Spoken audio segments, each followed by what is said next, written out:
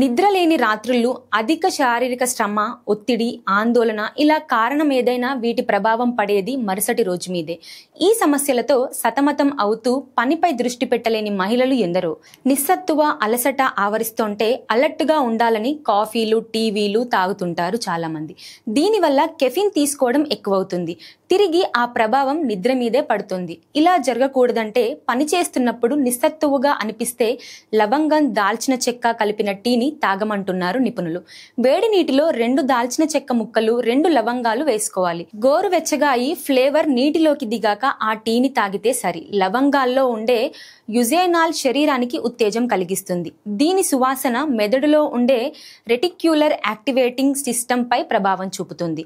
దాంతో అలసట, నిస్సత్తువ దూరమవుతుంది. దాల్చిన చెక్క వల్ల రక్త ప్రసరణ వేగవంతమై మగత తగ్గుతుందంటారు. దాంతో అలసట, నిస్సత్తువ దూరమవుతుంది. దాల్చిన చెక్క వల్ల రక్త ప్రసరణ వేగవంతమవుతుంది.